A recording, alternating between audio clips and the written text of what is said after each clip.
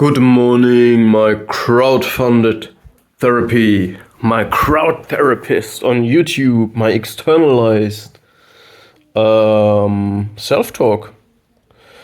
Reflection, yes, I was an instrument of psychopath, but a psychopath outused me as a tool. Therefore, I become an obstacle now. And yeah, I was reflecting about myself recently. And since I have adopted this survival strategy to create a diary on YouTube, that's why I'm now here and loading it up. But I will also in the future externalize the conflict that the people who caused it deny. So I will confront them in the face more. So I will speak it in their face, certain things. And I call this making peace. In some cases, externalizing a conflict means to make peace. I see myself now really as I was a dreamer, definitely. I was an absolutely committed dreamer, and you know, a dreamer is also kind of an archetype, and an archetype always comes with sacrifices, but it's because you commit into a certain direction. Whenever you see people who are the most happy people in life are people who have committed to a certain lifestyle and become a certain archetype. I'm not an artificial intelligence from China trying to convince you to give me sensitive data about you. I'm not a deep fake that looks so stupid that it could be real. I am not a personality that has been stolen by a covert narcissistic familiar spirit bitch ass. No. It's me still. It's really me still, lion spirit. The person that changes every day. Because I'm not a YouTube business model that creates a false self. No, I'm real, I'm changing. Yeah, so I was just interrupted, obviously. So now we go back to the archetype, right? So when you commit to a certain lifestyle and archetype, it always means to sacrifice a lot, but this is the price you have to pay to become outstanding and distinct in some way. It's like the specialization of animals in the animal kingdom. The animals, they occupy a niche, and to occupy a niche, you need to specialize, and to specialize, you need to sacrifice all other functions. So when you specialize on flying very quick, you can swim very quick or run very quick and so on. I think you got it right, yeah. So if I say, all right, I'm a complete freak for, let's say, I narrow down on a special topic and I'm an absolute freak for that. So let's say I could be a bow maker. I could learn forging. So I forge now medieval tools, or I create wooden bike traveling gear. So, you know, like something that you can pull on your bike and you can live in it like a small caravan. There's crazy people who do this and they are fully committed to this and they sacrifice everything else. They say, all right, you know what? I am full into this community, and people will say I'm a freak, and I will live in a tiny house container or something, and I don't care, and all the conformists will not like it. There will people who will even go to the police and say, is it allowed that this person lives like this? And you know what? I'm giving a fuck. This is my dream. I'm doing this. So you pay a price and you become something very special. And it means also that you can't be anything else. You're that now. However, yeah, I was a dreamer. So I really never wanted to become good with money. I was like, you know what? Either the money comes or the money goes, and I have deep trust in the world that I will always make it. And I don't want to make excuses. I'm talking about myself. I'm not suggesting this for you. I think especially for young men, but for everybody, it is very good if you have the material side covered and you create that craftiness, industriousness, or this ability to have to be a supplier in financial ways. It's just that I have a real aversion. I I have a problem with the money, you know. It's almost as if I'm looking with contempt at the desire of making money, like a rat that is in a laboratory and is being conditioned to get a reward. So yeah, so I will be a person that does what I want to do, and I hope I get rewarded for this. But it is not easy, right? This is what an artist is basically. But it's not about that, y'all. I'm a dreamer. I was a dreamer, and what I want to say is that this is who I am in the past. I changed. I don't know what I am now, but I'm just reflecting now, and it means that all my blessings, but also all my problems, are connected to this archetype. And the blessing was that I truly was living fully committed to love, and I have no regrets, and especially I had no regrets. I lacked a sense of reality, but this made who I am, and it actually has a lot of very private advantages that I don't want to share fully. But you can think about it yourself. If a person is fully committed to love and has no regrets in life, there is a lot of consequences to this, but this can also create a lot of envy from people who are more realistic. If a person is more realistic, in realistic, I mean, what is realistic, right? It's just a concept. So we could also say people who are more afraid to be a dreamer, people who can't be a dreamer, people who cannot commit fully and jump in with both feet into the boat of having trust, faith, and love, they might envy that. And they made different choices in their lives and different conclusions. So I want to say that there is a lot of blessings coming with this dreamer, but also dangers and disadvantages.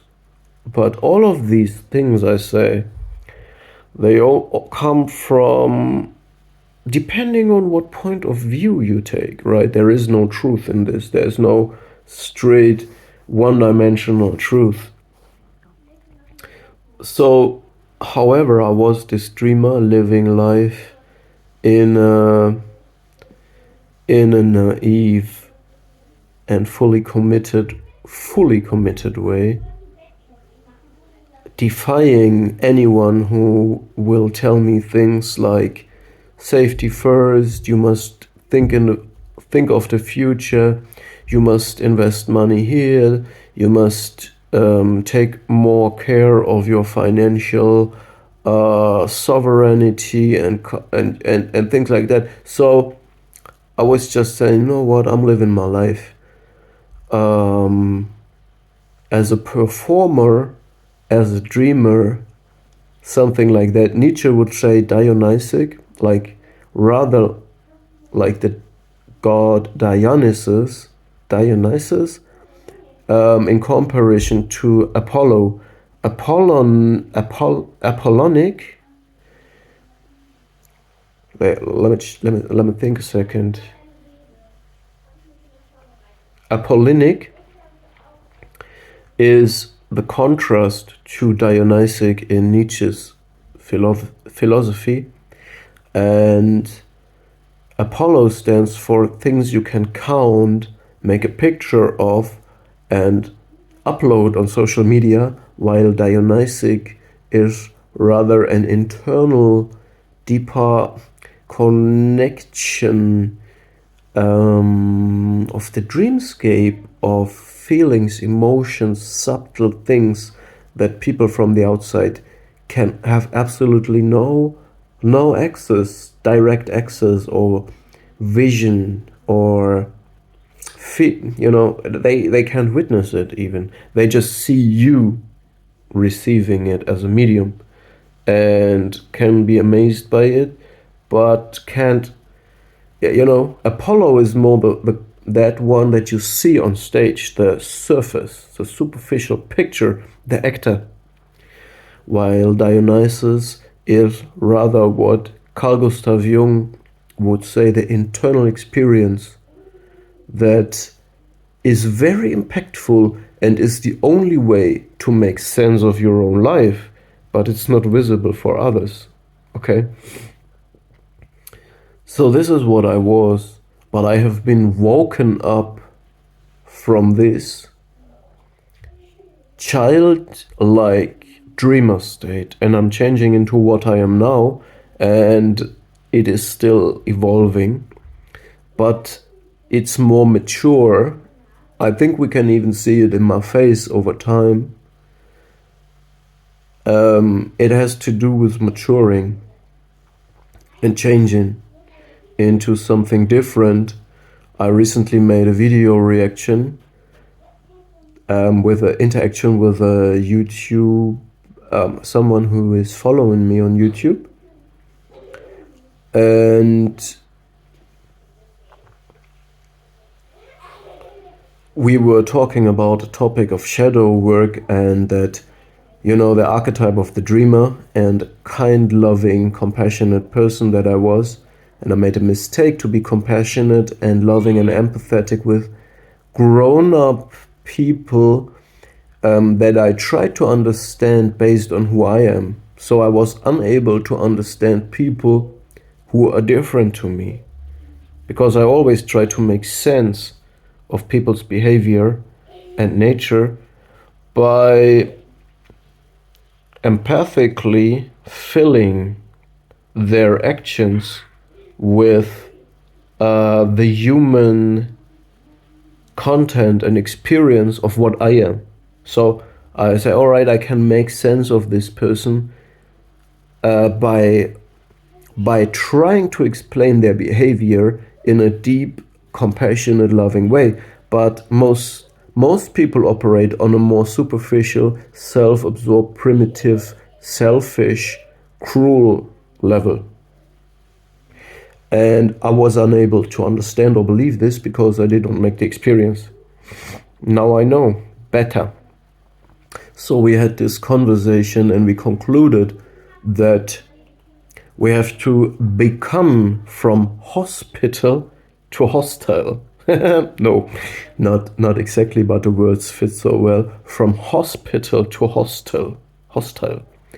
Now we have, the thing is, when you're an inviting organism, a thriving person that is living in love, the parasitic predators are not far away. You will attract psychopaths that need you to introduce them into social environments, to parent their children, because a psychopath has no real object constancy and no introject constancy. They are detached, opportunistic, and indifferent. They pretend everything. They create fake pictures whenever necessary, and they will make selfish decisions, putting their own children second and third. They need you as a fully committed, loving person. So much to the blessings of the dreamer, but also the dangers. And you may also attract covert narcissists who are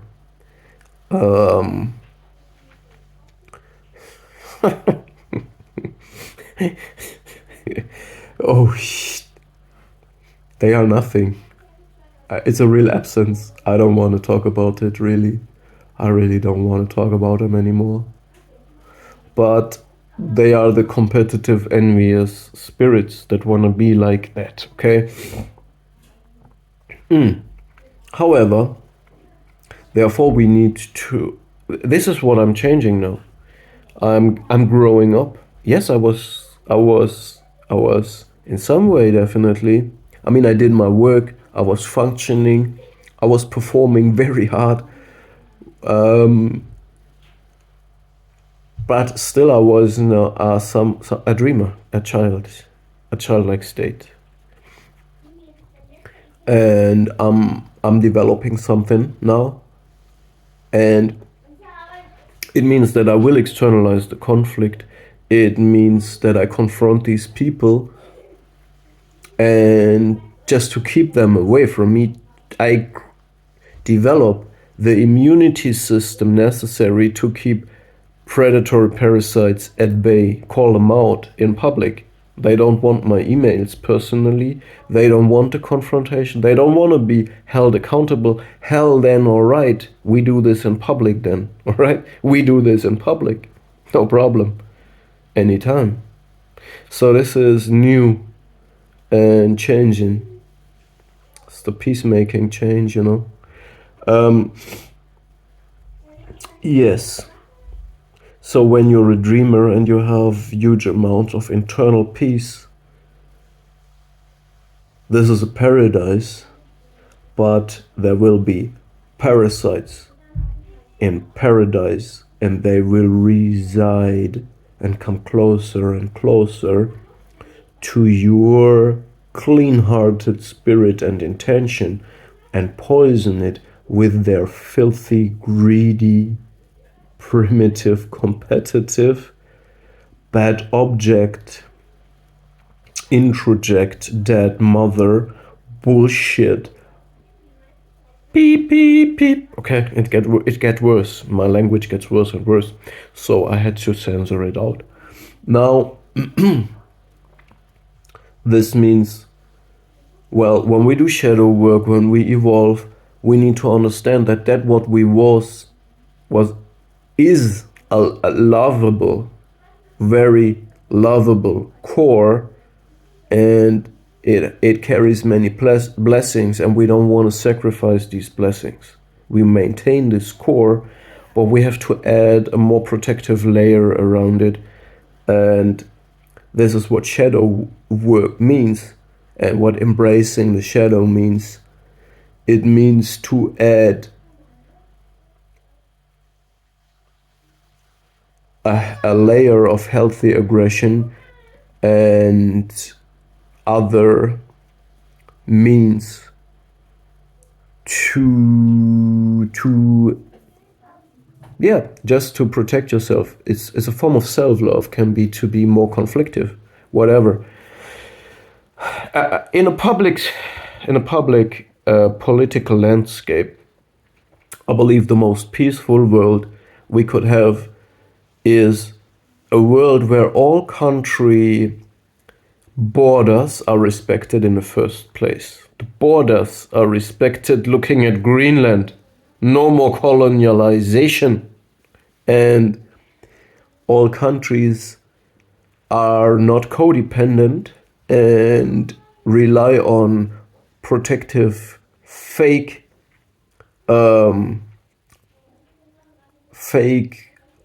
contracts like NATO or whatever. No, all countries are very strong themselves. each country can protect itself.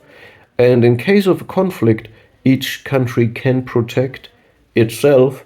And if the countries are, if we have a diverse, let's say we have a diverse landscape of many, many countries, each country is thriving, each country has everything it needs, each country is very strong. If a conflict erupts, it's just a conflict between two countries, not one half of the world and another half of the world. No, they do it amongst themselves. The best would be if the politicians go into a cage and fight themselves, because it's just the politicians that want to fight, not the young men.